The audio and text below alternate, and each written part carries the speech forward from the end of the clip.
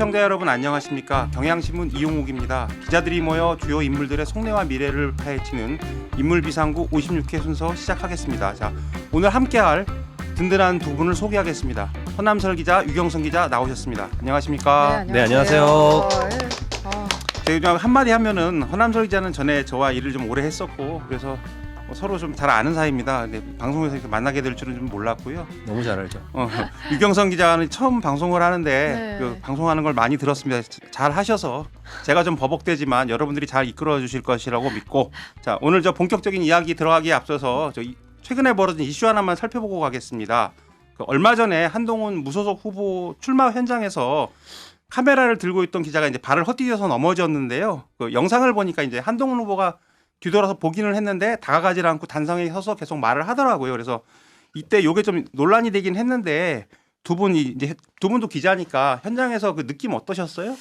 그러니까 일단은 저는 이게 선거라는 게 진짜 정말 이게 쉽지 않은 거다. 그러니까 정말 선거하다 보면 생각지도 못한 데서 일이 터지고 그게 되게 생각지도 못하게 커질 수가 있잖아요. 그래서 이런 게 이제 아마 한동훈 후보는 선거를 처음 치르는 거니까 이 상황이 굉장히 좀 당황스러울 것 같다. 뭐 이런 생각을 좀 해봤고요. 그러니까 뭐 어떻게 보면 다치지는 않으셨고 다시 일어나서 촬영도 했다고 하니까 좀 별일이 아닐 수도 있긴 한데 이걸 이제 어쨌든 그 법적 대응을 좀 시사한 게 있잖아요. 물론 뭐 후보 본인이 직접 말을 한 건 아니고 이제 뭐 지금 이제 한동훈 후보를 좀 지지하고 이렇게 좀 돕는 그런 사람들이 좀 이게 좀 이거를 법적 대응을 해야겠다. 허위사실 유포라고 이제 말을 하는 부분이 이게 좀 확실히 이 컬러가 좀 잘 안 변하는 것 같다. 사실 한동훈 후보의 이미지라는 게 좀 그런 거잖아요. 뭐 이게 좀 대의나 좀 큰 거보다는 뭐 작은 약간 좀 시시비비 법적인 거 이런 걸 좀 더 중시하는 이런 이미지가 있는데 오히려 이런 걸 어떻게 생각하면 되게 잘 돌파할 수 있는 기회일 수도 있는데 그냥 좀 사람 잘 안 변하는구나. 이런 생각을 좀 해봤습니다. 허남설 기자는 어떻게 생각하세요? 저는 조금 그러니까 그 영상을 보고 너무 믿기지가 않아서 조금 이것저것 좀 찾아봤어요. 찾아봤더니 다른 각도에서 찍은 영상도 있긴 있더라고요. 그래서 좀 더 잘 보이는 영상이 있는데, 그러니까 말하자면은 한동훈 후보 정면에서 찍은 영상인데, 그러면 이제 한동훈 후보 뒤에서 오른쪽 뒤에서 카메라맨이 뭐 뒷걸음질을 살짝 치다가 넘어지는. 그러면서 떨어지는 듯한 장면이 나오고 그러면서 그 순간에는 보니까 한동훈 후보가 전혀 인지를 못하는 것 같이 보여요. 그런데 이제 넘어지면서 그 여파로 이제 사람들이 좀 밀려나잖아요.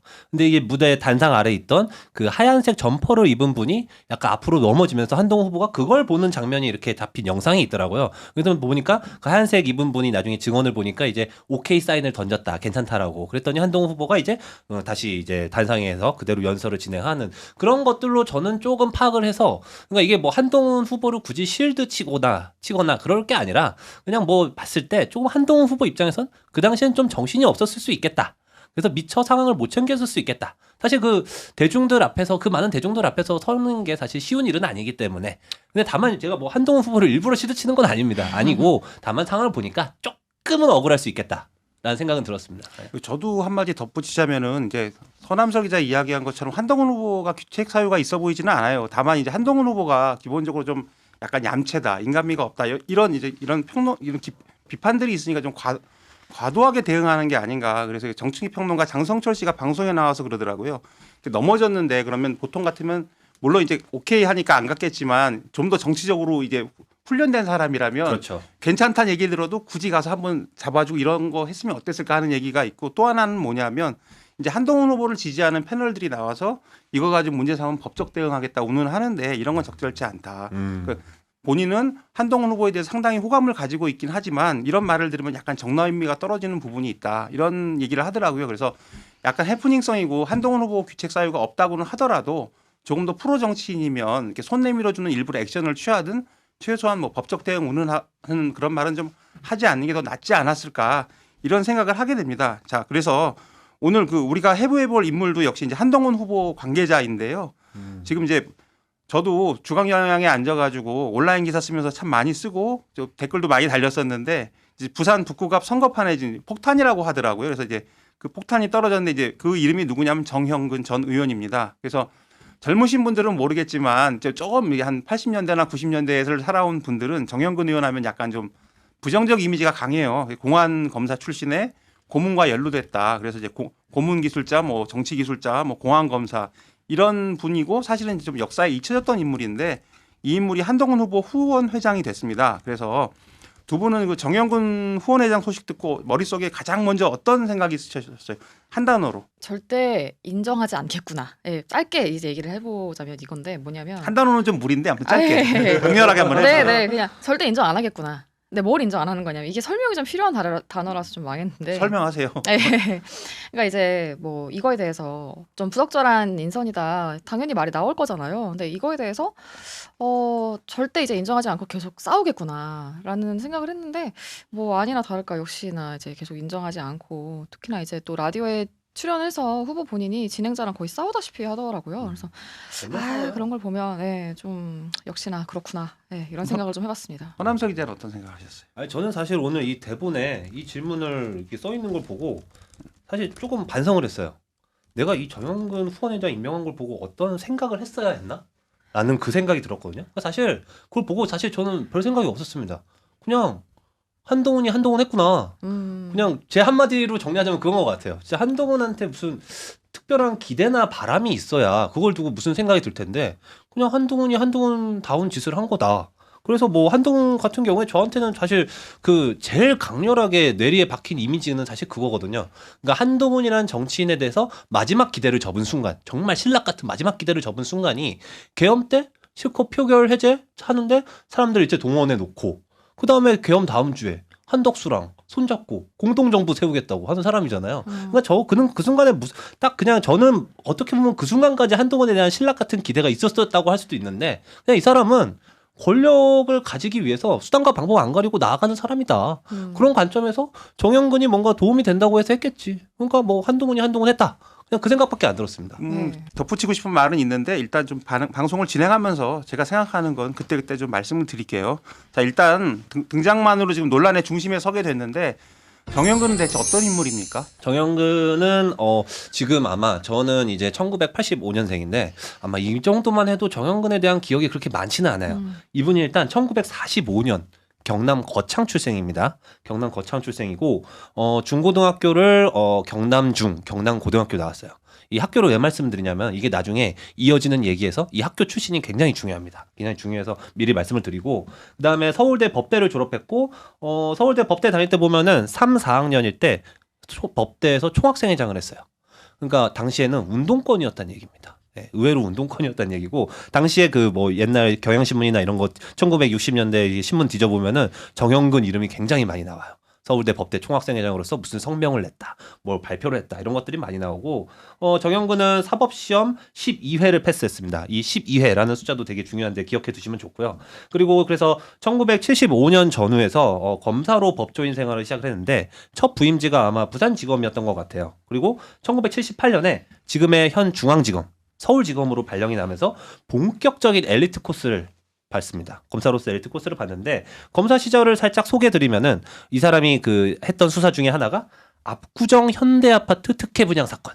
이거 굉장히 충격적인 사건이잖아요. 지금 압구정 현대 뭐 재건축한다고 난리인데 이 압구정 현대를 뭐 당시에 권력자들 그리고 유명인들 연예인들에게 특혜로 분양을 했다라고 해서 논란이 됐던 사건인데 당시 검찰총장이 지시를 합니다. 이 사건 우리 열흘 안에 끝내자 라고 하면서 투입했던 검사가 바로 정영근입니다. 열흘 안에 수사를 끝내자. 상당히 엘리트 그 당시에는 검사였군요. 수사를 열흘 안에 끝내고 야. 그랬나 엘리트 봐요. 검사일 수도 있고 좀 약간 무지막지하게 수사를 했을 수도 그럴 수도 있고. 있죠. 굉장히 공격적으로 검사들이 뭐 그런 특성이 있으니까. 그래서 근데 이 정도로 이제 검사 시절에 잘 나갔는데 1980년대 이 사람이 인생의 약간 전환점을 맞습니다. 1980년대 들어와서는 공안부 검사로 일하기 시작해요. 근데 당시에 공안부장이 누구냐? 우리가 굉장히 잘 아는 김기춘입니다. 김기춘 공안부장 밑에서 일을 했고 그다음에 당시 공안부에서 같이 일했던 유명한 인물은 또 한 분 김학의라는 분이 계십니다. 네, 그렇게 동료가 있고 그래서 쟁쟁하신 분들하고 함께 하셨네요. 아, 정말 쟁쟁하죠. 예. 그리고 1980년대 초반에 이제 보면은 안기부로 파견을 나가요. 그다음에 거기서 거의 말뚝밭다시피 합니다. 1989년에 안기부 대공수사국장을 연임하면서 뭐 임수경의 방북 사건, 그리고 남한조선노동당 사건 뭐 이런 것들을 하면서 안기부 1차장까지 오르는 기염을 토하는데 안기부 1차장 될 당시에 언론 보도를 좀 찾아보니까 이분의 인품에 대한 평가가 나와요. 이렇게 나옵니다. 재담이 뛰어나 모임에서 좌중을 휘어잡는다. 그리고 서울대 법학 박사를 딴 학구파다. 이렇게 평가가 돼 있습니다. 실제로 굉장히 많은 번역서를 냈더라고요. 뭐 예컨대 러시아의 정치인들 뭐 옐친이라든지 이런 사람들에 대해서 번역서를 냈고 특히 눈에 띄는 게 전 그거였어요. 존 에드거 후버. 아마 뭐 우리 국장께서는 영화 광이시니까 그 제이 에드가 그 영화로 많이 아실 텐데 그 다뤘던 존 에드거 후버라는 사람이 FBI를 거의 50년 동안 지배했던 사람이고 그 사람을 거쳐간 대통령이 8명이거든요. 그러니까 그 정도로 굉장히 장기 집권한 사람인데 그 사람의 평전을 이제 번역을 정영근이 직접 했습니다. 그래서 이걸 보면서 약간 롤 모델인가? 싶은 생각도 들었어요. 그리고 그 다음에 이제 보면은 이제 안기부로 나오고 나서 김영삼 정부 시절에 민자당 정치인으로 화려하게 변신을 하고 국회의원을 3번 하고 그리고 국민건강보험공단 이사장을 마지막으로 공직에서 은퇴한 다음에는 이제 뉴라이트 정운연합 산임의장 그리고 지금은 한동훈 후보의 후원회장 이렇게 이루고 있습니다. 지금 그 허남설 기자가 얘기한 걸 들어보면 제가 아는 것도 있고 모르는 것도 하는데 일단 우리가 여기서 궁금한 게 사람이 극단적으로 변하는 경우는 참 많은데 어쨌든 정영근 전 의원이 운동권이었고 총학생회장이었다는 그 이력 자체가 되게 놀라운 사실인 것 같아요. 그래서 모르시는 분들도 많을 것 같고 네. 어떻게 극단적으로 진로를 바꾸게 된 겁니까? 그러니까 이게 근데 제가 봤을 때는 뭐 그렇게 극단적으로 바꿨을까? 워낙 이제 김문수 전 대선 후보 같은 이제 극단적인 변절 사례가 있잖아요. 그러니까 저는 그거에 비하면 물론 이것도 이제 변화이기는 한데 아주 대단히 막 걸리적거리거나 엄청 부자연스러워 보인다는 느낌은 그렇게까지 심하진 않았어요. 상대적으로. 왜냐하면 그러니까 이제 어쨌든 그러니까 60년대는 약간 학생 운동이 그러니까 서울대 역사기록관 보니까 그때는 물론 이제 권위주의 정부에 대항을 하고 또 이제 그런 학원의 자율성 이런 것들이 주요 의제이기는 했는데 뭐 이제 진짜 민주주의, 뭐 민주화, 또 이제 노동자 민중과의 어떤 연대, 그러니까 이런 의제는 그 당시에는 상대적으로 조금 떨어졌던 것 같아요. 그러니까 사실 그게 또 되게 운동의 어떤 노선을 결정짓는 중요한 의제이기도 하잖아요. 그래서 그 노동자들과 함께했던 이제 김문수 전 대선 후보라든지 이제 이런 분들이 훨씬 더 조금 드라마틱했던 게 아닌가 저는 좀 그런 생각을 좀 해봤고요. 어쨌든 근데 그래도 67년 대선 이후에 박정희 대통령이 당선된 대선이죠. 근데 그 이후에 총선을 이제 6월 8일에 했는데 이제 6월 8일 부정선거였었잖아요. 이 부정선거를 규탄하는 운동이라든가 이제 이런 부분에 앞장섰던 건 사실이고 그래서 학내에서 허가받지 않은 집회를 했다면서 3학년 때 무기정학 처분도 받았었다고 합니다. 그리고 이제 이건 좀 여담인데 어떤 여대 기숙사에 들어가려다가 친구들하고 같이 관계자 신고로 경찰에 붙잡힌 적이 있는데 뭐 장난으로 이제 한 거라고는 하는데 요즘 같았으면 이제 아주 좀 정치하기 힘드시지 않았을까 이런 생각을 좀 해봤습니다. 예. 자, 여하튼 이렇게 드라마틱하게 변화를 하고 그랬었는데요. 정영근 의원은 사실 저는 제가 2000년도부터 국회를 출입을 했었는데 제가 그 한나라당에서 이제 말진 기자를 했었어요. 그때 국회의원이었는데 워낙에 이제 이미지가 좀 무섭다 보니까 저는 접근이 잘 안 되더라고요. 접근이 잘 안 되고 곁에 가기가 싫은 거야. 근데 이제 주로 경남 쪽 의원들하고 기자들하고 좀 친하게 하고 중진급 기자들하고 많이 친했는데 약간 제가 들었던 그때 좀 에피소드는 아니고 이런 게 있었던 것 같아요. 그 사람이 그때 이제 뭔가 좀 정보가 많고 음모적인 사람이라는 인식들이 다 있잖아요. 근데 기자들한테 이제 확인되지 않은 정보를 싹 흘린 다음에 기사화를 해서 그게 어떻게 흘러가는지를 보는 것 같았어요. 그런 얘기를 한번 들어서 그걸 이용당한 기자가 굉장히 마음에 상처를 입었다. 이런 얘기를 제가 들은 적이 있어요. 이게 좀 즉흥적으로 생각나서 드리는 말씀이에요. 그러면 이용 당해 보신 적이 있나요? 아니 나는 그 사람 너무 무서워 근처도 안 갔죠. 왜 무서워요, 근데? 그때는 나도 이제 막내니까 좀 정치인이 사실은 좀 아까도 말씀드렸지만 제가 생각보다 은근히 부끄러워서 처음에 정치인들이 딱 갔는데 손을 잡고 친한 척하고 어깨 두르고 막 이런 게 너무 싫었어요. 그 당시에 손을 잡았나요? 그땐 그랬죠. 선배는 손 잡혀 보신 적 있으세요? 친근함의 표시. 손 잡으면 안 되죠. 여자가 손을 잡으니까 남자가 손을 잡아. 그러니까 어쨌든. 근데 되게 좀 그때는 그게 친근함의 표시고 그런데 난 그게 너무 낯선 거야. 그러니까 그리고 낯설고 언제 봤다고 우리가 이렇게 친한가 하는데 거기는 그런 동네였던 거예요. 근데 그럼에도 불구하고 그렇게 좀 지났는데도 정영근 의원은 사실 끝까지 이 적응이 그분은 그냥 보면은 고문했던 사람. 약간 그 이런 게 있으니까 때문에. 싹 피하게 되는데 의외로 기자들하고 친근하게 잘 지냈던 것으로 알고 있어요. 근데 이제 저는 또 게다가 고향도 영남이 아니고 하니까 좀 이렇게 접점 같은 건 있지 않았는데 아까 허남설 기자가 얘기한 것처럼 유머도 있고 기자들하고 말도 잘 섞고 그랬던 의원이라고 전해 들었습니다. 근데 제가 사실 곁에 갔던 건 아니고요. 그래서 그런 이미지가 있고요. 제가 여기서 제 얘기를 하면 그러고 나서 열린우리당에 간 거예요. 네. 열린우리당을 이제 출입을 하게 됐는데 제가 가서는 좀 피하신 분이 없으셨나요? 거기서는 그러니까 좀 설명을 드리면 제가 그때 그 독수리 의형제라 해서 넘어간 의원들이 있었는데 제가 아무래도 좀 주류하고 좀 멀다 보니까 그 의원들하고 친했던 거예요. 그래서 김부겸 전 총리도 좀 알죠. 예. 근데 그분은 뭐 그냥 적당히 알아요. 근데 어쨌든 따라갔습니다. 따라가서 열린우리당에 가니까 나는 새 세상이 열렸지.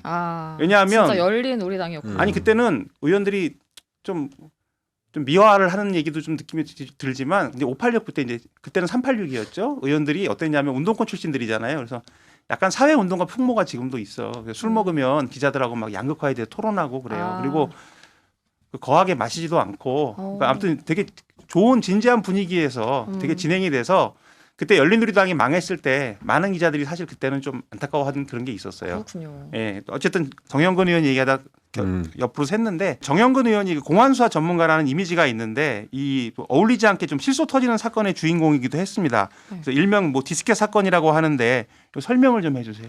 이거 보고 이 사건을 보셨으면 아마 그렇게 막 무서워하지 않을 수 있지 않으셨을까 싶기도 한데 이제 어쨌든 국회의원 시절에 굉장히 좀 공안 사건으로 색깔론 공세를 좀 많이 했었잖아요.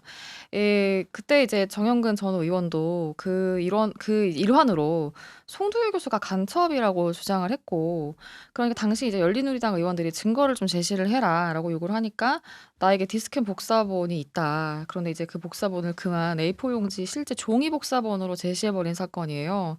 그래서 야 이게 진짜 저렇게 사시도 패스하고 검사도 한 저 수재였다는 사람이 저렇게 컴맹이 되어서 엄청 허술한 모습을 좀 보일 수 있구나라는 그런 충격과 함께 또 조롱을 받았던 사건입니다. 이게 네. 디스켓을 복사해달라고 하니까 그 디스켓을 종이에다 찍어온 거예요? 그렇죠. 그걸 이렇게 실제로 들어서 제시를 한 거죠. 이게 디스켓 복사본이다 라면서 플로피 디스켓 사진이 이렇게 앞뒤로 찍혀 있는 그런 사진이었습니다. 아니 이거 그냥 보좌진한테 부탁만 해도 되는 건데 왜 굳이 직접 그걸 복사를 해가지고 그 얘기를 하면서 저도 네. 하나 덧붙이고 싶은 게 있는데 이게 자꾸 제 얘기를 하게 되는데 저는 이 사건이 사실 좀 다르게 기억이 돼요. 왜냐하면 제가 이제 출입을 할 때 저희 때는 카톡도 없고 영상 네. 기록도 없잖아요. 그러니까 말진들이 하루 종일 앉아가지고 요만한 14인치 불안권 텔레비에서 나오면 이제 의원들 워딩을 하루 종일 받아칩니다. 네. 그래야 기사를 쓰니까. 네. 근데 정영근 의원이 그때 어떤 느낌이었냐면 폭로 전문가, 폭탄 같은 이미지가 좀 있었어요. 근데 2002년인가 언제 한번 그때 DJ 정부 시절인데 김대중 정부 시절인데 국정원 불법 도청한다고 한번 얘기를 한 거야. 네. 나중에 사실로 드러났어요. 네. 근데 그걸 받아치다가 잠시 이제 놓여놔서 이게 있는데 막 하니까 막 치다 보니까 못 친 것도 있을 거 아니에요. 네. 근데 그때는 이제 이 풀 워딩이 있어야 쓰잖아. 근데 연합도 제가 보니까 치질 않았어요. 그래서 이 워딩을 구하려고 영상 기록도 없고 그러니까 막 서로 이제 막 타사 기자들한테 가서 물어보는 거죠. 혹시 워딩 있냐. 그래서 이제 받아보려고 했는데 잘 나눠주고 서로 친한 기자들은 서로 다 안 쓴 거야. 근데 어떤 기자가 친 것 같은데 그분은 어떤 분으로 유명했냐면 풀 받고 풀은 안 해주는 사람으로 유명했어. 그래가지고 국회 본청 꼭대기에 가면 속기사실이 있어요. 그래가지고 이제 속기사실에 가가지고 이제 읍소를 한 거지 좀 달라고. 근데 네. 1시간 있다 나옵니다. 이래가지고 이제 그래서 그것도 빨리 나오는 게 아니고 정영근 의원이 저는 이제 발언을 하면 무슨 폭탄 발언을 할지 왜냐하면 이게 면책특권에 걸리잖아요. 그러니까 보도자료도 안 나와 뒤에 설명도 안 해줘. 그래서 그런 게 있는데 이제 이거 나왔을 때는 제가 아마 출입을 안 했을 때일 것 같은데 송도일 교수 나왔을 때는 그때도 뜨거 했었어요 사실은. 근데 밖에서 보면서 국회 출입을 안 했지만 근데 나중에 이제 플로피 디스크 뭐 이거 나오는 거 보고 조금 웃기는 했습니다. 근데 다만 이제 이분이 이렇게 이제 이분도 이제 시대가 점점 이분의 시대가 아니구나 이런 생각을 좀 했고요. 좀 안타깝네요. 그래서 아무튼 정영근 의원 하면 저는 여전히 좀 거부감이 드는 그런 사람이라고 말씀을 드릴 수 있습니다. 또 이제 정영근 의원 하면 또 하나 이제 얘기할 수 있는 게 이게 참 입에 올리기도 그런데 묵사마 사건이라고 2005년에 그 늦은 밤에 한 호텔에서 40대 여성과 이제 몇 시간 머물렀던 것이 YTN이 단독 보도했었는데 또 많이 남아 있더라고요. 이 보도. 목줄을 받기 위해서 만났다 뭐 이런 해명을 내놓았었죠. 어떻습니까? 사실 저의 세대에서 80년대생인 저의 세대에서는 이 사건으로 정영근 의원을 많이 기억할 거예요.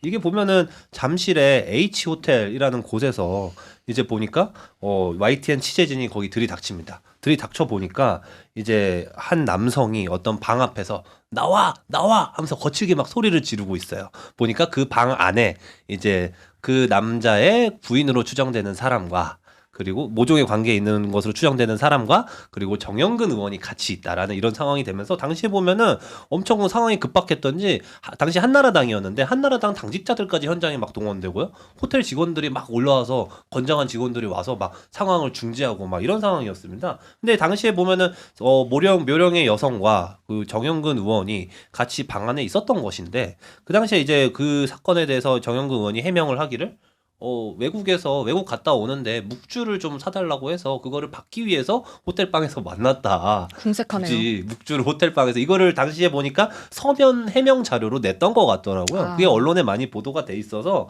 이게 나오고 있고 그래서 당시에 뭐 묵사마 이런 별명 얻었고 또 묵주 게이트 이런 식으로 많이 알려졌던 것 같은데 이거에 대해서는 사실 국장의 기억이 되게 명확할 것 같은데요. 사실 저는 그때 열린우리당을 출입하고 있어서 이 사건 디테일하게는 몰라요. 근데 이제 그때 기자들 사이에 들어왔던 소문이 참 입에 담기가 그런데 그 YTN 기자분이 귀대기를 했던 모양이에요. 아. 방에다. 그래서 뭐 어, 더 이상 말씀드리기가 좀 네, 그렇습니다. 아. 여하튼 좀 부적절한 소리를 들었다. 뭐가 이렇게 부적절한 이런 얘기가 있었어요. 확인이 되지 않은 거기 때문에 좀 입에 담기가 그런데 여하튼 소문은 참 많았어요. 많았고 다만 제가 출입하지 않았기 때문에 이 정도로 피해가도록 하겠습니다. 이거 이 정도로 그리고 이제 뭐 정영근 의원 하면 자꾸 부정적인 얘기가 나오는데 이제 불체포 특권 얘기도 국회의원 불체포 특권 얘기가 항상 나오는데 이게 항상 문제가 있다고 얘기가 나옵니다. 근데 이 논란이 불거질 때마다 정영근 의원이 이제 소환이 되는데 왜 그렇습니까? 아까 말씀하셨잖아요. 폭로 전문가였다고. 근데 99년도에 당시 이제 김대중 정부였고 청와대가 언론대책 문건을 만들었다라는 주장을 정영근 전 의원이 했어요. 그러니까 이제 문건의 내용은 이제 뭐 세무조사라는 수단을 통해서 언론을 좀 길들이려고 한다라는 취지고, 근데 이게 문건 전달 경위가 되게 특이한 게 이제 확실히 좀 옛날은 엄청 취재 여건이 달랐구나라고 한 번 더 느낀 건 당시 이제 어떤 뭐 언론사 소속 기자가 새정치국민회의 부총재 방에 들어갔다가 그 문건을 발견을 해서 복사해서 가지고 나왔대요. 그래서 그거를 이제 정영근 전 의원한테 준 건데 이제 이거를 그러면 누가 작성했느냐에 대해서는 전달자가 말을 뭐 했다 안 했다가 서로 주장이 갈리는 거예요. 이 전달을 한 기자는 나는 그냥 주기만 했고 이 문건 작성자가 누군지 말 안 했다라고 하는데 뭐 정영근 전 의원 같은 경우에는 기자가 이걸 주면서 당시 청와대 그 정무수석이 작성했다라고 나한테 말을 해줬다라고 하면서 사건이 이제 발단이 된 거예요. 이강래 전 청와대 정무수석이 작성을 했다라는 게 주장이었고 그러고 나니까 이제 이강래 전 수석이 고소를 한 거죠. 그러면 이제 뭐 이게 그러면 정 본인이 뭐 얘기할 말이 있거나 하면은 뭐 검찰 수사에 협조해서 뭐 출처를 진짜 뭐 밝히든가 하는 방법도 있을 것인데 검찰 소환에 총 23차례 불응을 합니다. 예, 총 23차례 불응을 하고 또 이제 검찰이 긴급 체포하러 정영근 전 의원 집을 갔는데 아까도 이제 뭐 호텔 해프닝도 있었지만 이거 같은 경우에도 조금 모양이 좀 빠지는 게 야 그럼 내가 옷을 좀 갈아입고 나오겠다 이렇게 하고서 들어가서 절대 나오지 않는 이런 정말 좀 없어 보이는 수법으로 검찰 출신이라서 어떻게 보면 예. 그런 수법을 더 잘 알고 있는 거 아닌가요? 뭐 자기가 이제 그렇게 해서 뭐 누구를 놓쳤거나 그러니까. 뭐 누구를 오래 못 잡아서 좀 열받았거나 저런 틈을 이랬던 주면 안 된다라는 걸 잘 알고 있는 그랬을 사람의 수도 수법 있죠. 같은데요. 그러니까요. 그러면서 이제 그 정가의 보도처럼 나오는 야당 탄압을 주장을 했다. 근데 당시 이제 검찰에서 정치인 수사 정말 너무 힘들다. 뭐 이런 반응들이 나왔다고 하더라고요. 들어보니 그런 생각은 들어요. 저기 좀 이 생각은 하고 있었는데 기자가 줬다는 것 자체가 제가 보기에는 대단히 말이 안 되는 것 같은데 이슈화 시켜달라고 준 것 같은데 정확히 저 내용은 모르겠는데요. 그때 99년이라고요. 그게? 네네, 그럼 99년도. 그때 제가 이제 네. 출입을 안 했을 때니까. 근데 그때 추정컨대 그 자기네 언론사 기자겠죠. 근데 이제 이게 자기네가 쓰는 것보다 야권을 통해서 대대적으로 폭로하고 좀 이슈화 시키면 네. 이게 뭔가 대단한 좀 이슈화가 되지 않을까 이렇게 해서 한 것 같고 제 생각인데 이게 기자 개인의 판단이 아니고 아마 부장이나 이런 데다 물어보지 않았을까 그랬을 수도 있어요. 이런 생각을 하게 됩니다. 네. 왜냐하면 언론사가 그렇게 정치적이었다고요? 그렇죠. 그 정도면 원래 부장한테 먼저 보고를 해야죠. 안 그러면 그 기자가 너무 이상한 기자지. 나 같으면 그런 게 들어오면 일단 이거 어떡할까요? 얘기를 할 것 같은데. 그렇지 않겠어요? 하긴 뭐 그 시절엔 별별 일이 다 벌어지던 시절이니까. 근데 뭐 저도 그 시절에 끝자락에서 어쨌든 구경을 했던 사람으로서 대단히 부적절하게 보여요. 예. 그런 일이 있을 수가 있나 이런 생각은 듭니다. 요즘 같으면은 바로 뭐 그렇죠. 예, 일단은 뭐 그렇게 문서를 무단으로 복사해갔다는 것 자체에서부터 하나하나 다 걸리겠죠. 여기서 또 약간 여담 하나 말씀드리면 갑자기 생각이 난 건데 예전에 그 새천년 민주당 시절에 그 민주당 난닝구 백바지 아시죠? 예. 근데 이제 난닝구들 모임인데 예전에 민주당의 새천년 민주당의 부위원장들이라는 사람들이 있었어요. 그러니까 지역에서 부위원장 이런 이름으로 활동을 하는데 그때 이제 무슨 정풍운동 이런 게 벌어져가지고 부위원장들이 항의를 하려고 이제 회의를 한 거예요. 새천민주당 당사에서. 네. 저는 그때 한나라당을 출입하고 있었지만 그 기억이 선연해서 근데 그 회의를 하면 이제 약간 그분들은 현장에서 하시는 분들이니까 기자분들 나가주세요가 아니에요. 야, 누구 XX들 나가 뭐 이런 그냥 그런 험한 분위기였다고 하더라고. 근데 그게 그 다음 날 조선일보에 고스란히 그 워딩이 다 보도가 됐어. 근데 그게 어떻게 보도가 됐겠어요?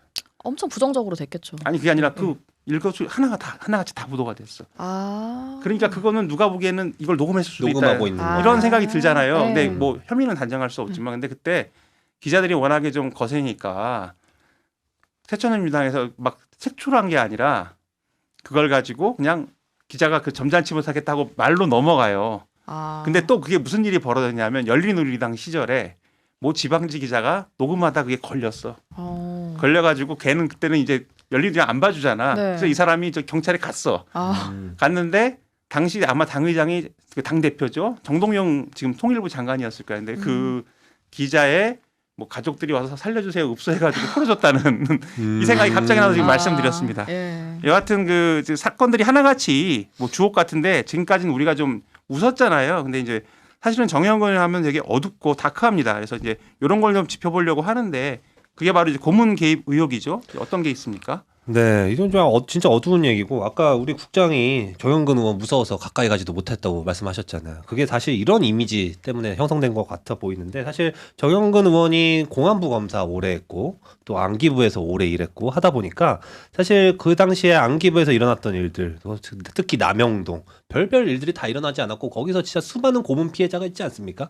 그래서 그 윗선을 따라가다 보면은 결국에는 그 정영근이라는 이름이 나올 수밖에 없는 구조이긴 해요. 그래서 뭐 박종철 사건이라든지 아니면은 김근태 고문 사건, 그 80년대 유명했던 고문 사건, 고문 피해자들 사건에는 정영근 이름이 꼭 한 번씩 나옵니다. 나오는데 오늘은 전 사실 가장 소개해드리고 싶은 사건이 그 서경원 전 국회의원 고문 사건. 이걸 좀 소개해드리고 싶은데 왜냐면은 물론 고문이라는 게 지위 고하를 막론하고 절대 일어나서는 안 되지만 이 국회의원 현역 국회의원을 고문했다는 그 충격적인 사실 여기서 이 사람의 위세가 얼마나 기세 등등했나라는 걸 좀 알 수 있는 단초가 있어서 그런데 이 서경원 의원이라는 사람은 농민운동가 출신 국회의원이에요. 그러니까 지금 농민운동가 출신 국회의원 하면은 우린 강기갑 의원 떠올리잖아요. 근데 강기갑 의원이 두루마기 의상으로 유명한데 사실 서경원 의원이란 분이 두루마기 의상으로서는 최초 국회에 시연한 그런 사람입니다. 그런 사람이 있었는데 1988년 총선에서 평화민주당 김대중의 평화민주당으로 이제 전남 한평 영광에서 당선돼서 국회에 입성을 했는데 이분이 그 당선된 해에 좀 약간 급발진을 한 것 같습니다. 비밀스럽게 방북을 해서 김일성하고 면담까지 해요. 그리고 이 사실을 나중에 김대중 총재가 알게 됩니다. 우연히. 그리고 김대중 총재가 이거를 자수를 권고를 해서 이제 이 사람이 자수를 하게 되는 경찰의 당국에 자수를 하게 되는 그런 과정이 있고 안기부가 국가보안법 위반 혐의로 구속을 시켰습니다. 근데 여기서 이제 그 정영근이 등장하는데 이 사람이 서경원이 1988년에 석방이 되고 나서 당시에 자기가 정영근한테 고문을 당했다라고 이렇게 직접 정영근이 고문을 했다라고 주장을 합니다. 근데 이게 약간 신빙성이 조금 있는 게 당시에 안기부 직원들의 증언을 검찰이 확보를 해요. 근데 안기부 직원들이 뭐라고 증언하냐면은 수사 당시에 서경원 의원을 조사하고 있을 때 옆방에서 CCTV로 조사 장면을 보고 있던 그 정영근 의원이 조사실로 들어와서 CCTV를 끄고 모두 나가라 라고 말했고 조사실을 나왔는데 나중에 정형근 의원의 고함과 서경원 의원의 비명이 들렸다 라고 얘기했고 그래서 조사가 끝나고 난 다음에 들어가 보니까 서경원 의원이 피투성이가 된 상태였다는 겁니다. 그리고 정영근 의원이 쇠고기를 사다가 얼굴에 붙여서 피멍을 없애줘라. 이거 증언이 되게 구체적이잖아요. 정말 구체적이에요. 그래서 돈을까지 주면서 해가지고 인근 시장에서 쇠고기를 사다가 그대로 했다는 거예요. 얼굴에 붙였다는 거예요. 네, 그 당시에 뭐 멍을 그런 식으로 뺐나 보죠. 그래서 정영근은 근데 이걸 부정을 했습니다. 이 사실을 부정을 했고 당시에 안기부는 이것이 사안의 중대성을 감안해서 철저하게 수사했을 뿐이지 고문과 가혹행위는 없었다라고 주장을 했고 이 주장은 뭐 지금까지 유지되고 있는 그런 상황인 것 같습니다. 지금 정영근 의원 얘기 계속 좀 퐁당퐁당 하는데 심각했다, 좀 웃었다. 근데 또 한 번만 더 웃을게요. 이제 쉬어가는 얘기인데 우리 이제 돌아가신 그 디자이너 그 앙드레 김 선생님 본명이 김봉남이라는 거 이제 전 국민적으로 다 알잖아요. 근데 네. 이분이 이제 본명이 알려진 계기가 이게 정영근 의원 때문이라고 합니다. 어떤 네. 사건이었을까요? 이 한나라당이 야당이던 시절에 그러니까 이제 이것도 99년도네요. 김대중 정부 때 옷 로비 의혹이라는 사건이 크게 터졌어요. 이 사건이 첫 특검이 수사한 사건이기도 한데 당시 지금은 이제 망했지만 신동아 그룹이라고 있었는데 당시 신동아 그룹 회장의 아내가 자신이 법무부 장관 부인의 옷값을 내줬다라고 주장을 하면서 정권에 치명상을 입힌 정권의 도덕성에 좀 흠집이 난 그런 사건인데요. 그러고 나서 이제 사흘간 국회에서 청문회를 했대요. 아무래도 야당이 주도를 했을 것이고 그 온로비가 이루어진 것 중 하나로 이제 앙드레 김 의상실이 지목이 됐던 거예요. 그래서 앙드레 김 선생님이 청문회에 소환이 됐는데 국회에서는 증인의 이름을 뭐 이런 가명이나 예명이 아니라 실명으로 말해야 한다라는 이제 법사위원장님의 근엄한 이 단도리 때문에 이 이름을 처음에 앙드레 김입니다라고 답하니까 법사위원장이 본명으로 말해라라고 해서 이제 김봉남입니다라고 이제 말을 했는데 그 순간 방청석에서 폭소가 터졌다고 합니다. 왜냐면 이제 이미지랑 너무 안 맞았기 때문이죠. 이름이 너무 이제 구수했던 탓에 그런 일이 있었던 건데. 근데 이제 당시에 청문위원이었어요. 정영근 전 의원이. 그래서 뭐 김봉남입니다라는 거는 이제 이미 답을 했는데 이름을 왜 그러면 이제 앙드레 김이라고 짓게 됐느냐 뭐 이런 걸 좀 시시콜콜 물어봐요. 그래서 내가 뭐 이제 공부를 프랑스에서 이제 하고 있었는데 그때 한국의 성만 좀 간직하고 사람들이 부르기 쉬운 이름을 하면 어떻겠느냐. 그러면 세계적인 디자이너가 될 수 있지 않겠느냐라고 해서 그렇게 다 지었습니다. 했더니 뭐 정영근 전 의원이 뭐 잘했습니다. 뭐 왜 잘했다고 하는 건지 잘 모르겠지만 아무튼 뭐 그렇게 말하면서 좀 알려졌고 근데 이제 사건이 되게 용두사미로 끝났었더라고요. 사실 많은 특검 사건들이 처음에는 이제 뭐 굉장히 막 뭐 대서특필 되고 난리가 나다가 나중에는 뭐 별게 없는 이런 일들이 좀 있긴 있잖아요. 그때도 그랬다고 하더라고요. 그래서 결국에는 이제 신동아 회장의 아내가 당시 회장을 향한 수사를 막기 위해서 자기가 이제 로비를 한 것처럼 어떻게 보면 좀 꾸며낸 사건으로 당시 특검은 결론을 냈고 그래서 이제 그때 이런 논평이 되게 웃프더라고요. 검찰이 밝혀낸 것은 아무도 알고 싶어하지 않았던 앙드레 김의 본명뿐이다. 이런 평가가 되게 웃펐던 것 같아요. 그리고 이제 뭐 옛날 취재 그 풍경과 많이 달랐던 이런 장면들 아까 좀 말씀을 드렸는데 압수수색 장면도 되게 좀 특이하더라고요. 그러니까 요즘에는 당연히 사건 관련자만 입회할 수 있고 그리고 변호인이 하나하나 그 실제로 사건에 관련된 것인지 아닌지를 엄격하게 따져서 가져가는 이게 요즘에 스탠다드잖아요. 근데 이제 그때는 방송 카메라가 들어가고 그 의상실에서 이제 압수수색을 막 이제 하고 있는데 그래서 막 그러면 뭐 기자가 물어봐요. 뭐 장부 2개 쓰신 거 아니에요? 이러면 막 노 절대 장부 아니에요. 2개 아니에요. 막 이렇게 얘기도 하고 막 압수수색 중간에 뭐 이랬더라고요. 네. 이게 뭐 하다 보니까 지금 정영근 의원 하다가 보니까 사실은 이제 우리가 정영근 의원을 다루게 된 게 한동훈 후보 후원회장이라서 다루게 된 건데 그쵸. 한동훈 후보 이야기는 안 하고 정영근 전 의원 얘기만 했습니다. 그래서 여하튼 이제 한동훈 후보 이야기로 좀 넘어갈게요.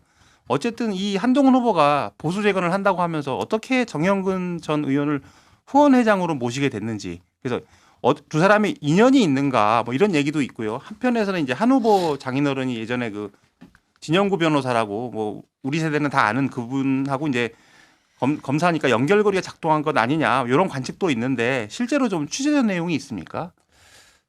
지금 정영근 전 의원이 이제 공안부 검사 출신이고 안기부 출신이다. 그리고 진영구 변호사란 분도 검사 시절에 뭐 대검 공안부장 이런 걸 하셨던 것 같더라고요. 그래서 보니까 두 분이 뭐 사법시험 11기, 11회, 12회 이런 식으로 되게 그 횟수도 비슷하고 그래서 어떤 그 인연 때문에 아마 그 인연을 타고 한동훈 후보에게 연결되지 않았겠느냐 이런 추측들을 많이 하시는 것 같은데 근데 솔직히 저는 이게 좀 약간 본질을 가리는 거라고 생각을 하고 있습니다. 이게 본질을 가리고 있는 거 생각하고 뭐냐면은 이 아까 제가 김기춘의 이름을 말씀드렸는데 이 김기춘이 왜 중요하냐면은 김기춘의 삶을 보면은 정영근의 삶이 보이고요. 어떻게 보면 정영근의 삶을 보면은 한동훈의 삶도 우리가 내다볼 수 있을 것 같습니다. 되게 흥미로운 분석이에요. 네, 뭐냐면은 김기춘 하면 우리가 뭐냐면은 김기춘 김기춘은 박정희 정권 시대에 중앙정보부에서 그때는 중정이었죠. 중정에서 대공수사국장 이런 걸 맡았던 사람입니다. 그리고 정영근도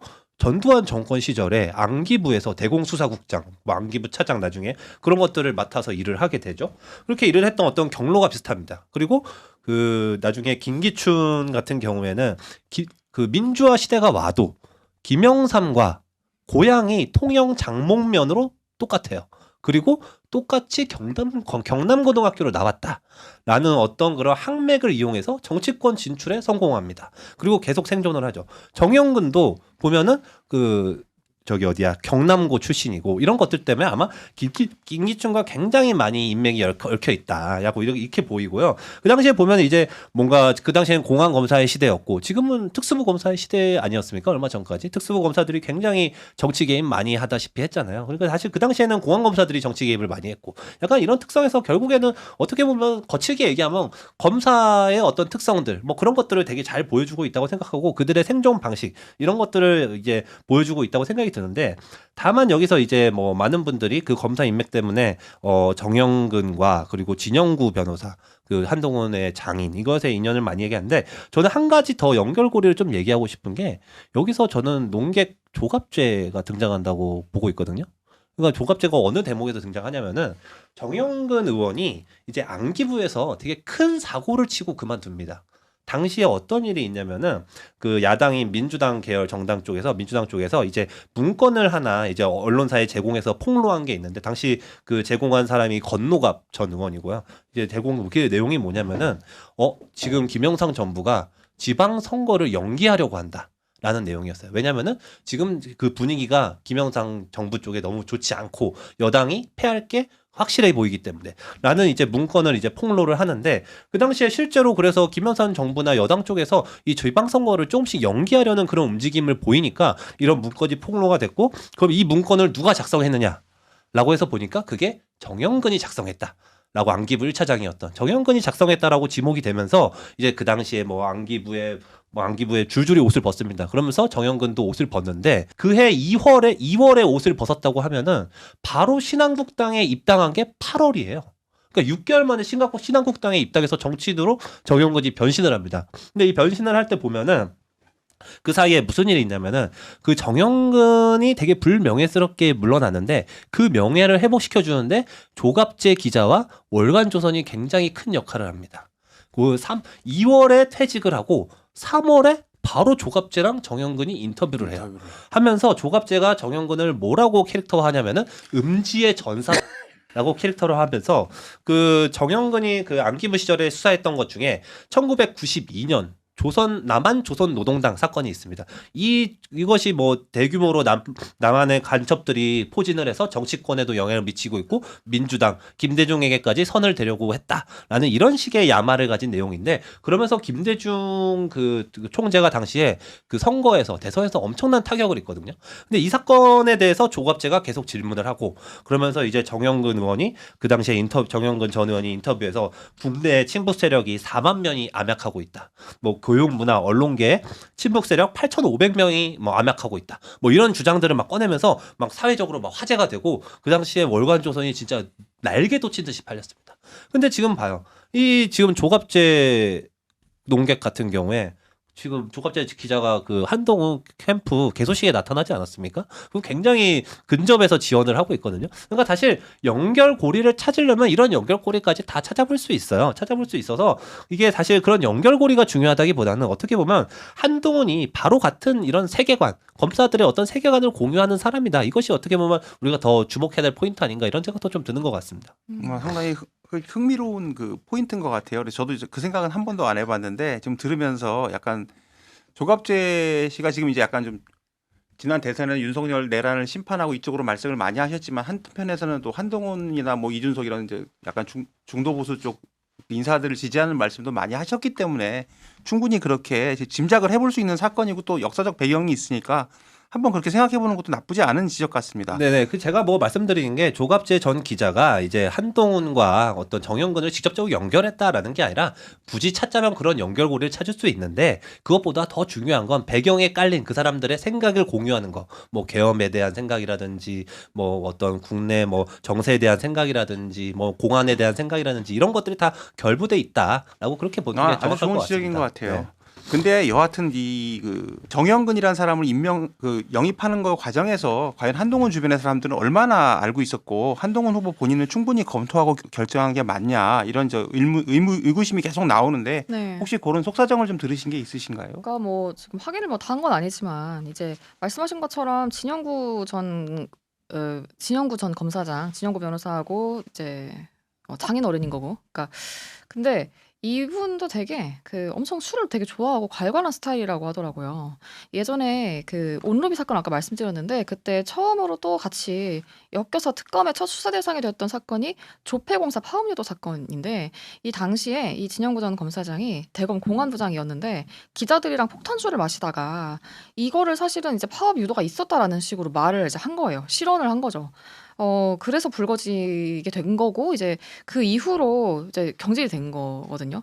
그러니까 이런 걸 보면 되게 이제 그런 폭탄주, 뭐 마초 스타일, 막 괄괄하고 뭐 이런 스타일이라서 되게 이제 뭐 좀 한동훈 후보 입장에서는 그렇게 괄괄한 장인어른이 뭐 정영근 전 의원 좋은 사람이야 뭐 이렇게 했을 때 거절 못하고 좀 받지 않았을까 뭐 이렇게 보는 사람도 있더라고요. 네. 일반적인 추론이고 사실 저도 좀 그렇게 네. 생각을 했던 건 사실이에요. 네, 네. 진영구 의원 하니까 좀 생각나는 게 네. 온로비 사건 저는 이제 그때 제가 기자 막내였는데 사회부 네. 막내 있을 때인데요.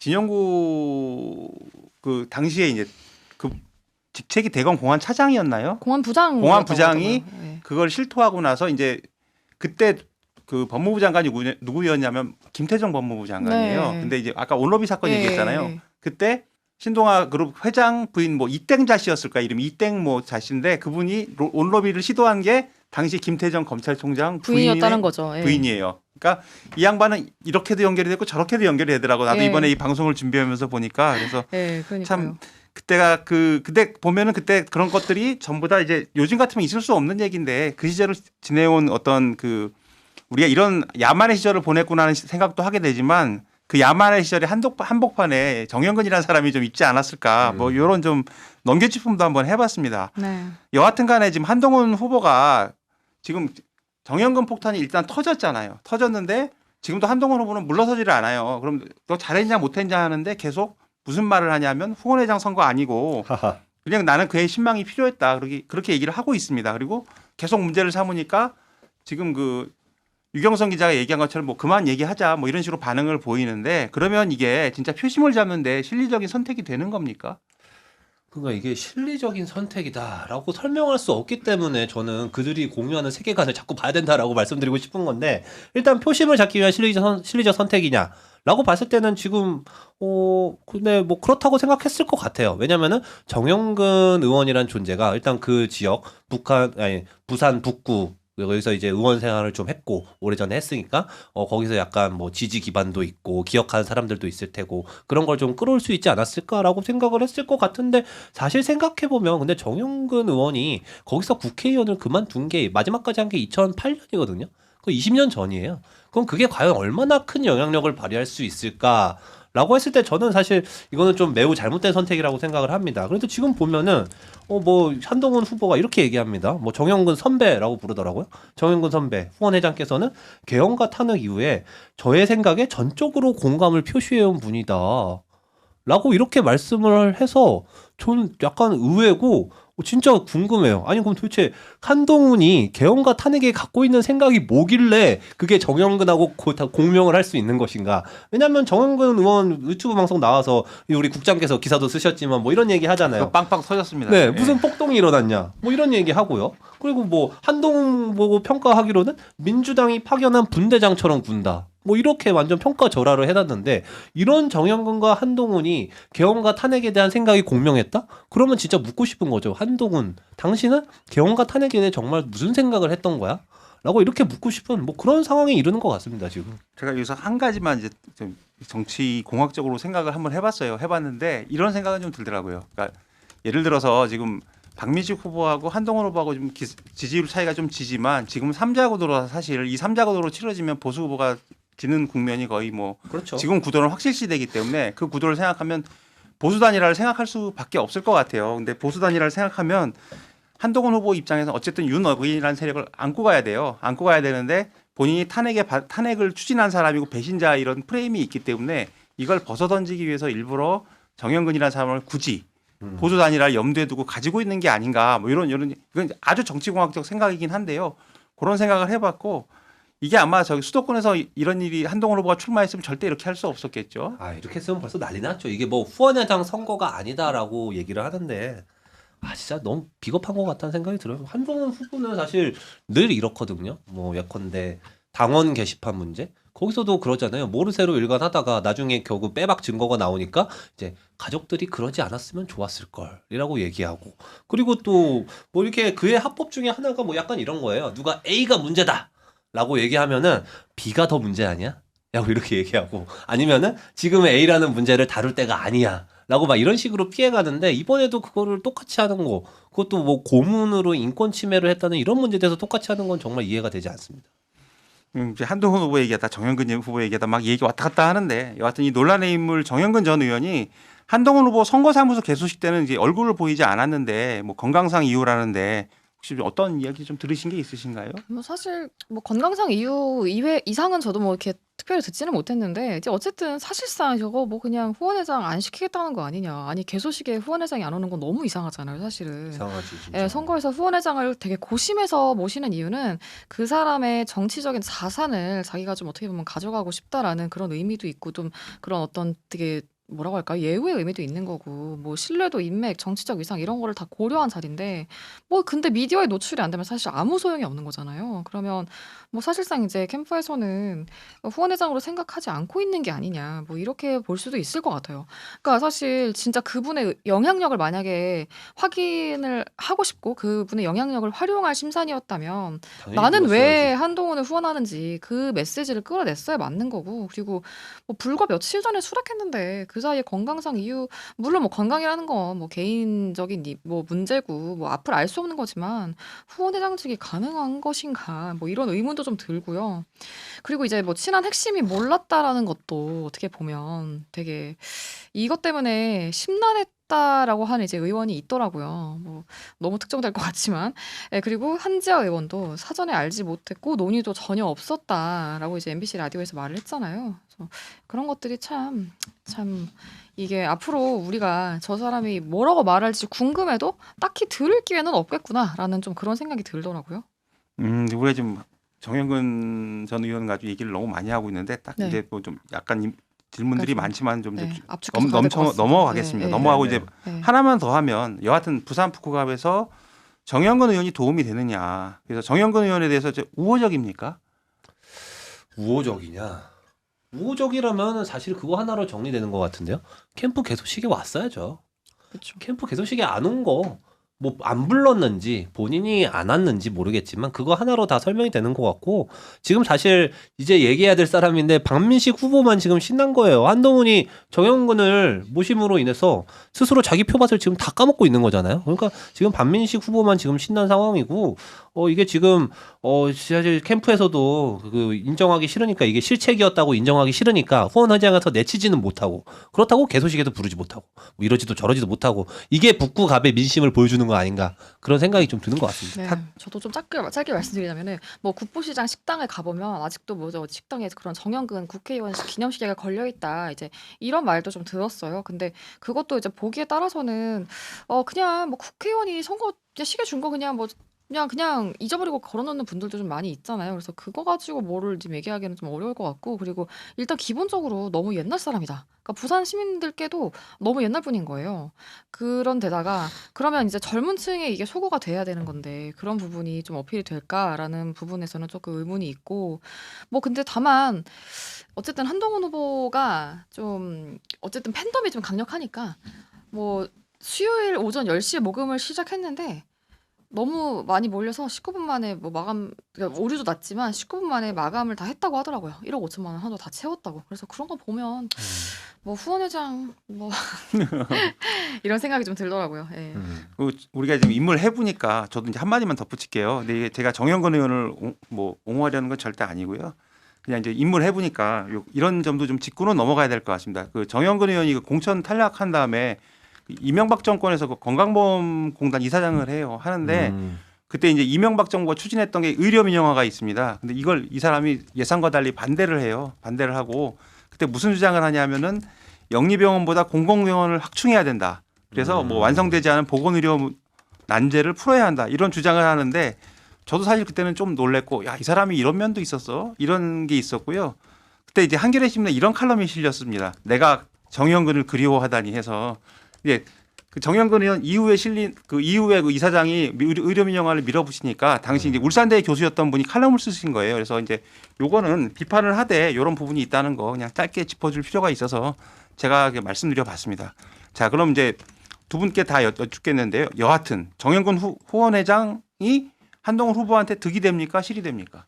그래서 아까 저는 말씀 좀 드린 것 같아요. 일단은 이게 별로 득이 되는 것 같지는 않다. 예. 뭐 명백한 실이죠. 이게 뭐 되겠습니까 이거? 뭐 모습도 안 보여주는데. 그럼 득이 되면 빨리 보여줘야죠.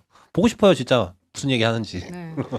자, 어쨌든 정영근을 등에 업은 한동훈, 뭐 그다음에 이제 하정우 수석은 김영춘 전 의원이 있죠. 그다음에 뭐 장동혁 대표가 전적으로 밀고 있는 뭐 박민식 지금 후보 이런 이제 부산 북구갑의 복잡한 고차 방정식을 유권자들이 어떤 정답으로 풀어낼지 우리 한번 지켜보도록 하겠습니다. 자, 인물비상구에서 탐구할 두 번째 인물은 그 하정우 후보, 한동훈 후보의 상대입니다. 그 박민식 국민의힘 부산 북구갑 후보인데요. 뭐 경선에서 그 KBS 이영풍 전 KBS 기자를 이겼는데 어느 정도 예상은 됐고 그런데 이제 경선한 게 좀 예상받기라고 하는 평가가 있었는데 그렇지 않습니까? 네. 그래서 이게 왜 경선을 시켰을까 했을 때 조금 뭐 한동훈을 덜 티나게 노리기 위해서 뭐 이런 모양새를 갖춘 게 아닌가라는 생각을 좀 했습니다. 사실 처음에 국민의힘에서 한동훈이 부산 북갑에 나오니까 후보 내지 말자라는 목소리도 좀 있었잖아요. 근데 뭐 공당으로서 그럴 수는 없다라고 해서 후보를 냈는데 단수 공천을 하면 너무 속이 좀 보이기도 하니까 이런저런 고려로 좀 경선에 붙인 게 아닐까 그렇게 생각을 좀 해봤습니다. 자, 이제 좀 스피디하게 좀 해볼게요. 여하튼 한동훈 후보에 대해서 선전포고를 한 박민식 후보는 어떤 사람입니까? 네, 박민식 후보는 일단 1965년 부산 출생이고요. 후에 언급하겠지만 부산 구포초를 졸업을 하고 이 학교가 좀 되게 중요하고 또 서울대 외교학과를 나왔습니다. 근데 이제 외무고시와 사법시험을 둘 다 합격한 그 재원이에요. 저 외무부 생활을 하다가 외교관이 좀 잘 안 맞는다고 느껴서 5년 후에 사법시험을 통과해서 검사로 임관을 했고요. 또 18대, 19대 국회의원을 지냈습니다. 18대 때 부산 북구 강서구갑이 지역구였고요. 현재 이제 북구갑 지역구인 거고 또 이제 20대 때는 전재수 의원에 밀려서 낙선을 했습니다. 그리고 이제 윤석열 대선 후보 캠프 기획실장을 했고 윤석열 대통령 당선되고 나서는 당선인 특별 보좌역을 지냈고 32대 국가보훈처장 그리고 승격이 되면서 초대 국가보훈부 장관을 지냈습니다.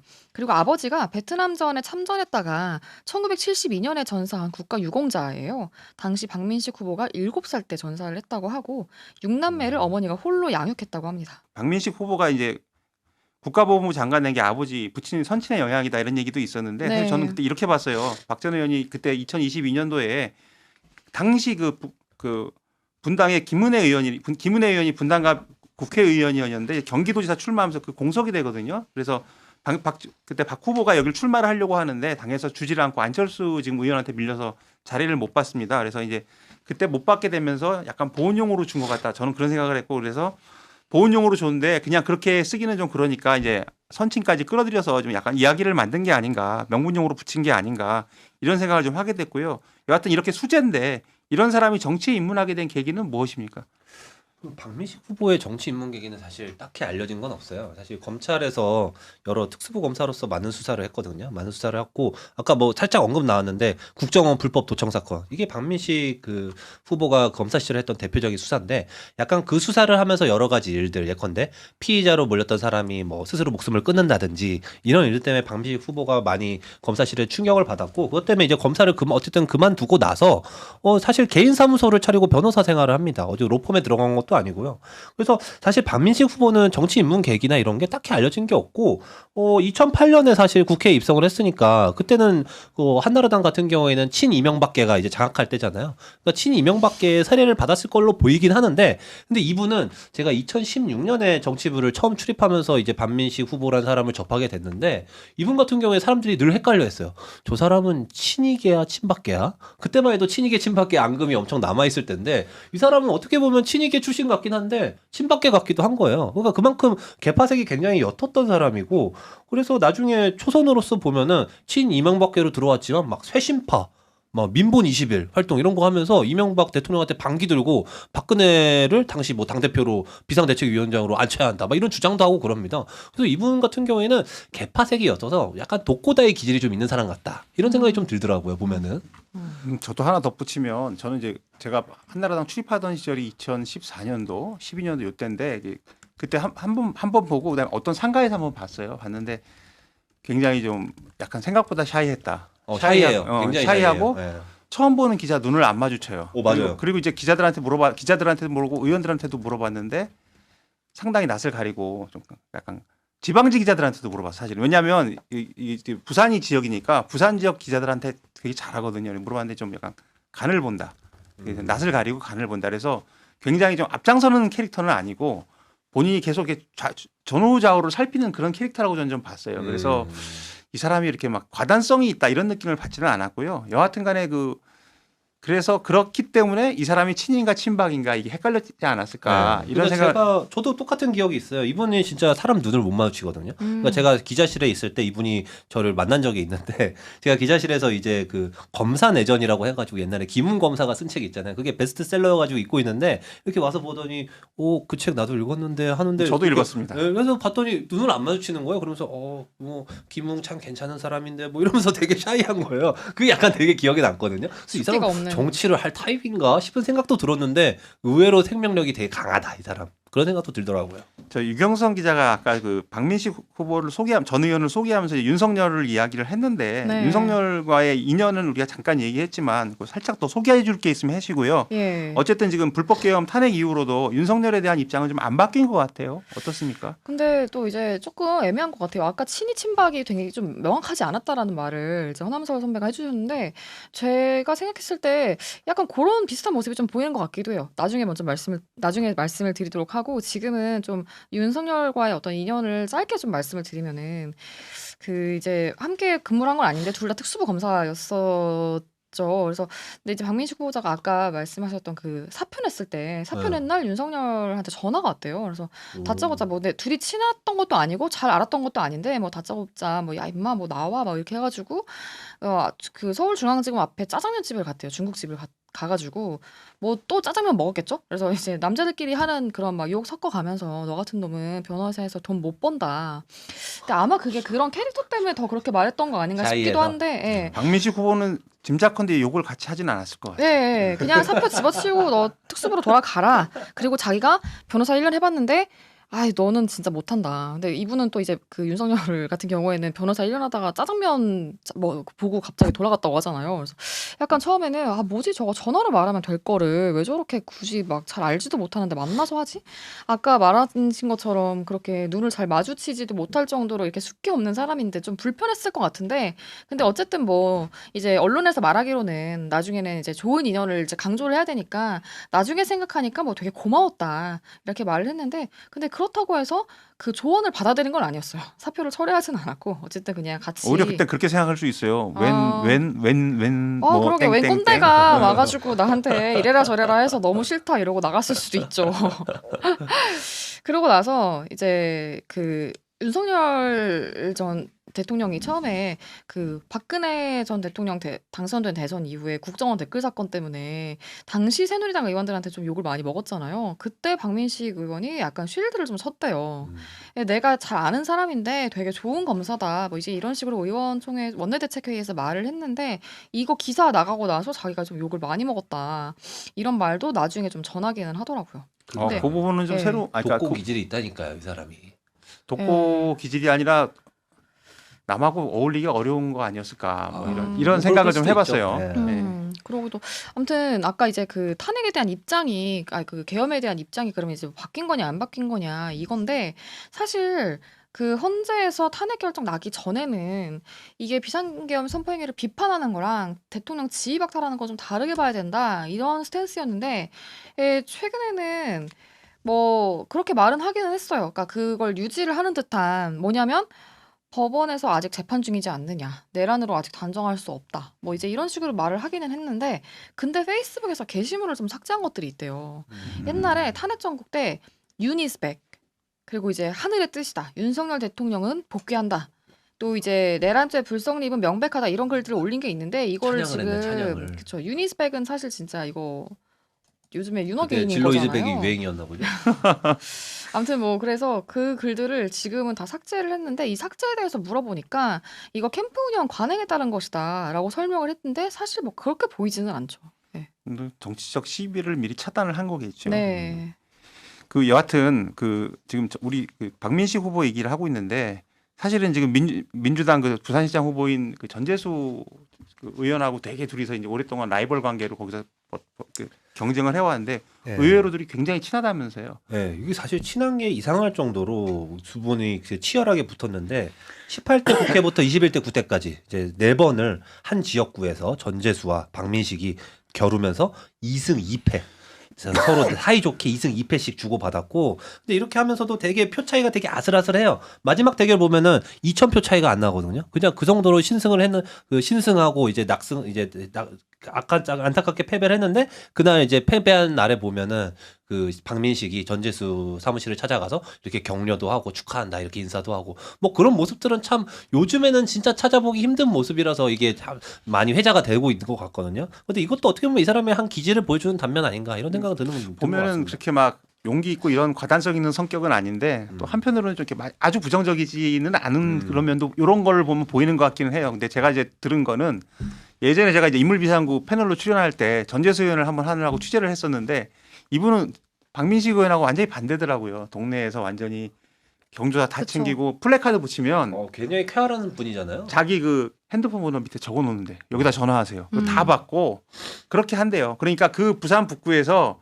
둘이서 정말 열심히 싸워서 막상막하가 된 게 아니라 원래대로라면 박민식 의원이 원사이드하게 이겨야 되는데 전재수라는 사람이 워낙 만만치가 않으니까 그쵸. 계속 호각지절 붙은 거예요. 네. 그래서 그렇기 때문에 요거는 좀 이렇게 둘러봐야 되고 이제 이러지 않았을까. 박민식 후보 같은 경우는 참 너도 여기 와서 고생 많이 한다. 그리고 전재수 의원은 또 이런 생각을 하지 않았을까.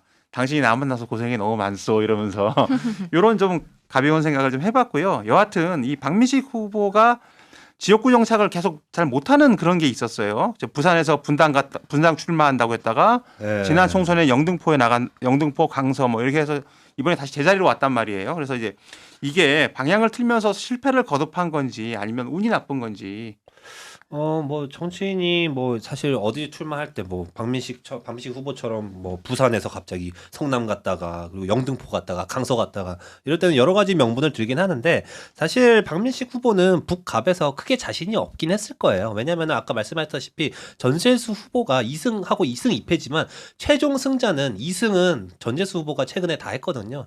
그 전에 이제 박민식 후보가 2승을 했고 그러니까 최종 승자는 전재수 후보고 그쪽 밭이 많이 바뀐 상황이고 그리고 박민식 후보가 좀 중앙 정치에 눈을 돌린 시간이 너무 길었어요. 그래가지고 거의 재선 의원 때부터 이미 부산시장을 하겠다고 되게 욕심을 많이 냈고 결국 부산시장 공천을 뭐 받아본 적이 없는데 그러면서부터 이제 좀 약간 지역 기반이 약해지고 이런 과정을 좀 거치지 않았나. 그래서 어떻게 보면 자의반 타의반 떠들게 된 거나 마찬가지다. 이렇게 보는 그런 걸로 생각할 수 있을 것 같습니다. 그 지금 허남설 기자가 부산시장 얘기를 했는데 이게 박민식 전 의원이 한번 그 당무감사를 통해서 당협위원장직을 박탈당한 경험이 있어요. 그 홍준표 대표 예. 때잖아요. 그때 이제 지방선거 2018년에 지방선거에 나서겠다고 하면서 부산시장 경선을 해라 막 이렇게 주장을 하니까 당시 아마 홍 대표가 상당히 칼을 휘두르시는 분인데 밉보여서 누구를 전략공천하려고 마음을 주셨는지 막 날려버린 거야. 그러니까 이제 박민식 후보가 그거 가지고 맨날 기자회견하고 뭐 어쩌고 저쩌고 막 이렇게 말을 했었어요. 근데 재밌는 게 당시에 그 이제 현역 시장이 누구였냐면 이제 약체기 때문에 이제 계속 여기저기서 노린 거거든요. 서병수 의원, 전 의원. 근데 이분은 지금 한동훈 돕고 그쵸. 있잖아요. 명예선대위원장이죠. 네. 탈당까지 해가시면서 그런 거 보면은 이게 지금 요 선거판이 되게 작은 선거판이지만 서로 악영과 이런 게 막 얽혀 있는 선거판이 아닌가 뭐 이런 생각도 좀 들더라고요. 여하튼 지금 부산 북구갑 최대 변수는 이 단일화인데 박민식 한동훈 단일화 현재로서 몇 프로로 보세요? 이제 콕 집어서 숫자로. 자 일단 정치에 절대는 없으니까 반반이라고 간보듯 답할 수밖에 없는데 근데 현재로서는 좀 더 집어보세요. 낮아 보이니 저는 근데 현재로서는 좀 낮아 보인다. 그러니까 이제 뭐 절대는 없으나 낮아 보여서 49%라고 하겠습니다. 일단은 기술적으로. 예. 상당히 좀 아니, 비겁한 치킨도 아니고 답이야. 반반이 어디 있어요? 허남설 기자 말씀해 보세요. 아니 저는 뭐 그렇게 생각합니다. 박민식 후보는 이미 경선할 때 사실 장동혁 대표가 깔아놓은 교묘한 올가미에 걸렸어요. 그때 이영풍 전 기자는 확실한 윤어게인 아닙니까? 그러면서 이제 단일화 여부가 굉장히 쟁점이 됐거든요. 한동훈하고 단일화 하지 말라고 깔아놓은 경선판이에요. 거기서 박민식 후보가 약속을 했습니다. 단일화 안 한다고. 그러니까 박민식 후보는 단일화 가능성 0. 근데 한동훈 후보는 단일화 해야죠. 한동훈 후보는 100%. 근데 100%에도 그렇게 말하지 말고. 아니 근데 보니까 얘가 말하고 싶은 건 이거예요. 한쪽은 0이고 한쪽은 100이잖아요. 이거 곱하면 0이에요, 결국. 0이라고 했어요. 단일화 가능성은 0인데 정치에 절대는 없으니까 똑같잖아요, 그래도 제 말이랑. 하나 남겨놓는 차원에서 1%라고 1%라고 하겠습니다. 뒷감당은 잘 생각하세요? 1% 남겨놨잖아요. 뒷질문도 있었는데 단일화 시도를 했을 경우에 누가 더 유리한가 이거 허남설 기자한테 물어봐도 되나? 여하튼 이제 누가 더 유리할 것 같아요. 만약 단일화하면. 이거는 사실 근데 단일화 시도했을 때 지금 보면은 각종 여론조사 상에서 한동훈 후보가 앞서긴 하거든요. 그 표 차이 그 포인트 차가 굉장히 좀 납니다. 나는 상황인데 막상 단일화를 한다고 지역에서 여론조사 하잖아요. 이건 좀 다를 수 있어요. 지역 여론조사라는 거는 조직력이 굉장히 좌우를 하고요. 한동훈 후보는 뭐니 해도 아직 무소속이고 이름값이 있지만 박민식 후보는 그래도 조직이 있거든요. 당이란 조직이 붙어 있기 때문에 이게 경선 룰이 어떻게 짜이느냐 또 경선에서 여론조사가 어떤 결과로 나느냐에 따라서 이 조직력이 그 여론조사를 좀 흔들 수도 있고요. 해서 이거는 조금 예측하기 어렵다고 봅니다. 이 질문은 좀 말려들지 않을 것 같아요. 안 하는 게 좋을 것 같아요. 어쨌든 6월 3일 이후에 두 분 답변 중에 누가 맞는지 이제 보겠습니다. 어쨌든 박민식 후보가 돌고 돌아서 다시 북갑으로 돌아왔습니다. 북구갑 민심은 지금 어떻습니까?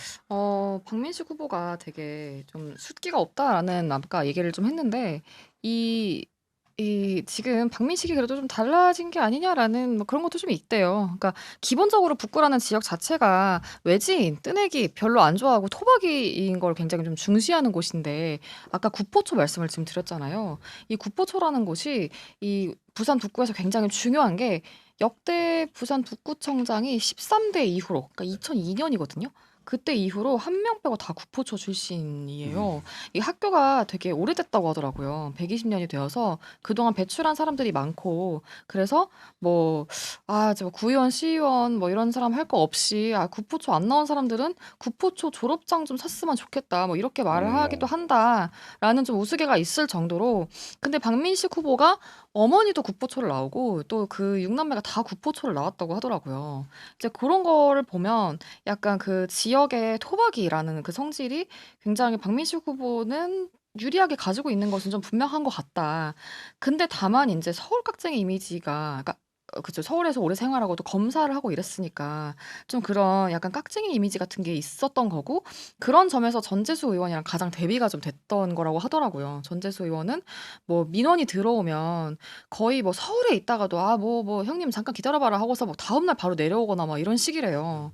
그래서 지역에서 전재수 싫어하는 사람은 없을 거다. 뭐 없다고 이런 합니다. 말까지 들어봤을 정도로 근데 이제 약간 박민식 후보 같은 경우에는 뭐 민원이 이렇게 왔을 때 그냥 이게 실제로 되느냐 안 되느냐가 중요한 게 아니라 지금 민원인의 말을 얼마나 내가 들어주는 그 신용을 하느냐 액션이 되게 좀 중요한 거잖아요. 근데 그냥 자기가 생각해봤을 때 이거는 각이 안 나오면 이거는 이래서 안 된다. 약간 이렇게 말하는 스타일이었다고 하더라고요.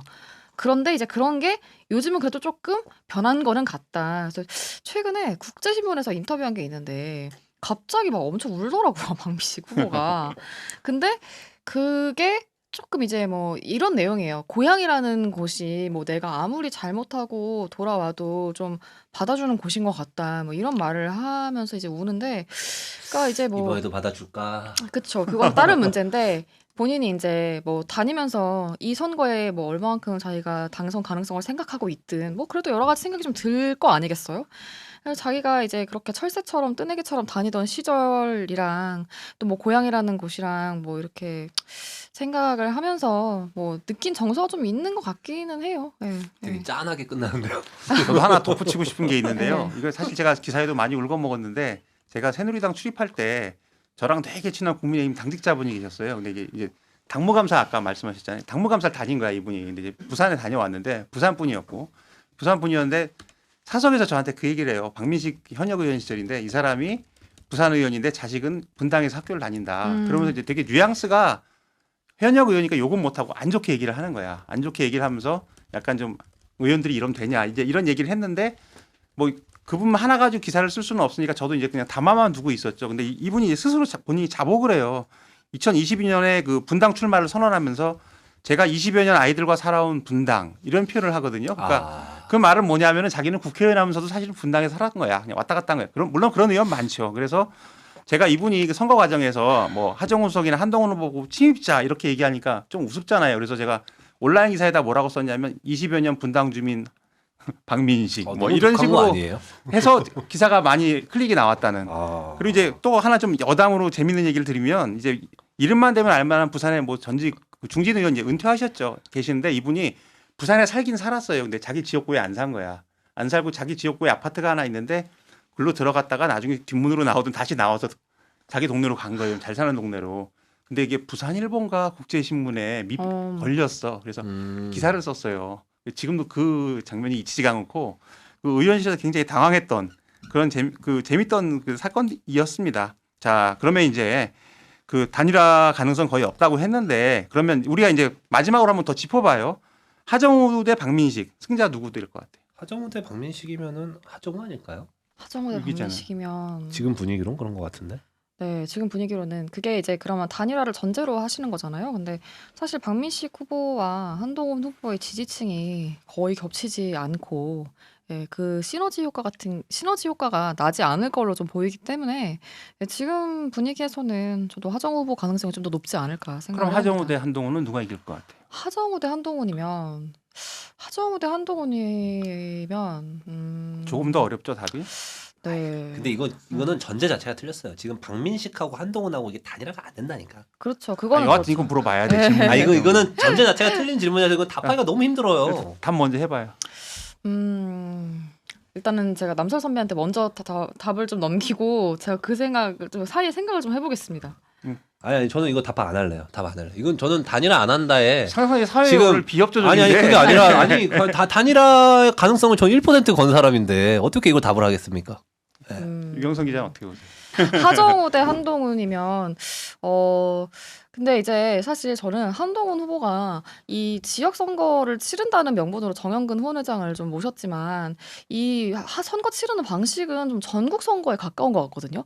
그래서 지역을 과연 얼마나 지향하고 있느냐라는 점을 봤을 때 그리고 또 이제 부산 유권자분들이 굉장히 그 지역 출신이라는 점을 좀 강조한다는 점과 또 하정우 후보가 또 그만큼 지역을 잘 다져놓은 전재수 그 지금 부산시장 후보의 뭐 유산을 물려받는다고 좀 생각을 하면은 하정우 후보 쪽에 조금 더 가능성이 좀 있지 않을까 좀 그렇게 분석을 해봅니다. 그러니까 한동훈 후보 개소식 같은 경우에도 보면 굉장히 이제 그 외지인들이 좀 많이 왔다고 하잖아요. 물론 사람이 굉장히 문전성시였지만 실제로 팬카페에서 뭐 기차표 예매를 이제 뭐 나 겨우 했다라던가 비행기 타고 간다라던가 이렇게 많이 좀 몰린 걸 보면 이제 외지인 출신이 좀 많았던 것 같고 그리고 그만큼 이게 약간 중앙을 좀 지향한 어떤 한동훈 후보의 내심이 약간 반영된 걸 수도 있지 않나. 오히려 그럼 예. 지역구 주민들은 이 사람은 우리 지역에 오래 있을 사람이 아니냐 이렇게 생각할 수도 있을 것 같아요. 예, 그래서 그 할머니가 오셨을 때 할머니가 뭐 청와대 얘기하시니까 제가 나중에 청와대에 초청할게요라고 말을 했잖아요. 그러니까 그게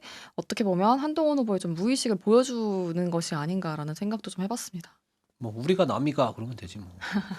자, 오늘 인물 비상구의 시그니처죠. 한 줄 논평으로 오늘 이야기를 좀 마무리해 볼게요. 네, 아까 그 앙드레김 청문회 장면 얘기하면서 그 논평을 검찰이 밝혀낸 거는 아무도 알고 싶어하지 않았던 앙드레김의 본명뿐이다. 이 논평이 좀 재밌다고 말씀드렸었는데 약간 이거를 좀 패러디를 해서 한동훈이 밝혀낸 건 아무도 알고 싶어하지 않았던 장인어른 절친의 흑역사뿐이다. 이렇게 좀 정리를 해보겠습니다. 상당히 날카롭고 푹 찌르는 논평이었습니다. 저는 뭐 아주 심플합니다. 저는 여기 나오는 등장 인물들 한동훈, 정영근 그리고 박민식 검사는 정말 지겹다. 이제 정말 지겹다. 저는 이걸로 그냥 끝내겠습니다. 동의는 하는데 약간 무성의하게 들려요. 아니 진짜 지겹잖아요. 근데 너무 지겹습니다. 지겨워. 자, 어쨌든 저희 프로그램을 마칠 시간이 됐는데요. 제가 오늘 호남서 기자라고 일하면서 상당히 좀 부담이 많이 됐는데 여전히 지금 부담스럽습니다. 정치부 기자들의 그 본격 정치인 사담의 인물 비상구는 여러분과 함께하는 프로그램이고요. 오늘 이제 제가 진행한 2회차가 됐는데 여전히 좀 서툴지만 많이 지켜봐 주시고 궁금한 거 있으면 댓글로 많이 남겨주시기 바랍니다. 자, 지금까지 허남설 기자, 유경선 기자와 함께했습니다. 함께해 주신 여러분 감사합니다. 감사합니다.